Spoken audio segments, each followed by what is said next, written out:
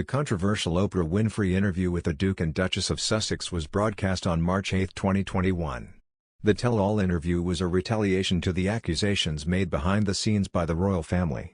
The interview announcement was a surprise for the senior members because it meant less privacy and more pity for the royal household. Andrew Neil, a broadcaster and publisher, told Channel 5 Royal Documentary 2021, "The Queen's Horrible Year. It came as a huge surprise to the royal family that Harry and Meghan were prepared to do this and to do it with Oprah Winfrey. It surprised, maybe some anger, maybe a little apprehension as well that they were giving this interview because not only had they cut loose and seemed to want their own thing in California but they were gonna wash their dirty linen in public." Princess Olga Romanov, Queen's third cousin, said, "It was much better when the monarch was more of mystique. There is less privacy, and I think for their sake, that's a pity." Harry and Meghan accused a member of the royal family, not the Queen or Duke of Edinburgh, of racism in shocking claims made during their Oprah Winfrey interview earlier this year. Meghan said, when she was pregnant with Archie, an unnamed member of the royal family raised concerns and conversations about how dark his skin might be when he's born.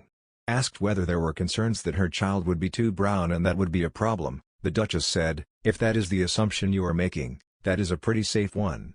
Pushed by Winfrey on who had those conversations, Meghan refused to say, adding, "I think that would be very damaging to them."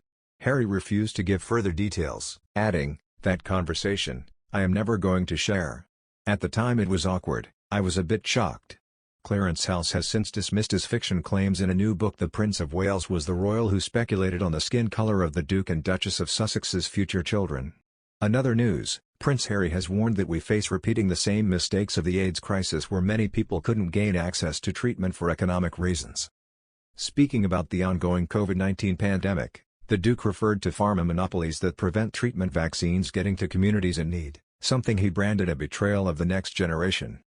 His comments were read out from a letter by the World Health Organization's Director of Global HIV, Hepatitis and STIs Programs, Dr. Meg Doherty, at the UN's World AIDS Day event.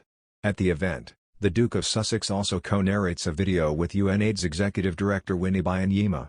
In the new video, he highlights the parallels between the struggles for access to HIV medicines and inequality surrounding the rollout of the COVID vaccines and boosters. The video is a part of a project for the People's Vaccine Alliance as part of a World Health Organization and UNAIDS event. Harry said, "There are striking parallels between COVID-19 and another deadly pandemic. One that emerged 40 years ago, HIV."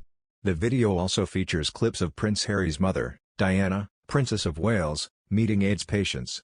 The Duke of Sussex echoed his letter and added, "This is a story about how corporate greed and political failure have prolonged both pandemics and what we can do to stop it. By ending vaccine monopolies and sharing technology, companies in the developing world can start producing COVID vaccines too, break the monopolies, deliver a people's vaccine." Alongside the video, Prince Harry also wrote the letter to WHO Director General Tedros Adhanom Ghebreyesus and Ms. Byanyima. In it he wrote how deeply grateful his mother, who was known for helping to break stigma around HIV and AIDS, would have been for their achievements. Harry wrote, "On this World AIDS Day we recognize the 40 years that have shaped life for many. We honor those whose lives have been cut short and reaffirm our commitment to a scientific community that has worked tirelessly against this disease. My mother would be deeply grateful for everything you stand for and have accomplished. We all share that gratitude, so thank you." In sharp comparison, he called the rollout of the COVID vaccine globally a spectacular failure. The prince called vaccinating the world a test of our moral character and said the world was failing. He said, "Similar to the AIDS crisis, we've yet again revealed over the past year that the value of life depends on whether you were born in or live in a rich nation, or a developing country. Now more than ever, the voiceless majority of the world needs to be heard and the onus is on our leaders to end this pandemic." He called on world leaders to learn lessons from the past where millions died unnecessarily due to unequal access to treatment. He said, "Are we really comfortable repeating the failures of the past? Everything I've learned, from the youth of Sento Bale, tells me not. They see how repeating these mistakes is destructive and self-defeating. It is a betrayal of the next generation. Let's spend today celebrating and building on the work of champions who turned what was once a death sentence into a manageable condition. Let's spend tomorrow continuing our efforts to save lives and make a difference."